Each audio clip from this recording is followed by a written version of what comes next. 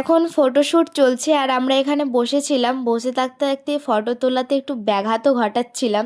আচ্ছা, আমাকে এই লুকটাতে কেমন লাগছে জানিও, শুধু আমাকে না সবাইকে কেমন লাগছে জানিও। তো তারপরে এখানে অনেক সুন্দর সুন্দর গান চলছিল, তাই আমি একটু গান করে করে নাচছিলাম, খুব নাচতে ইচ্ছে করছিল। শুধু আমার না, সবারই নাচতে ইচ্ছে করছিল। সবাইয়ের যখন নাচতে ইচ্ছা করছে, চলো কতক্ষণ আর বসে থাকবো, একটু নেচেই আসি।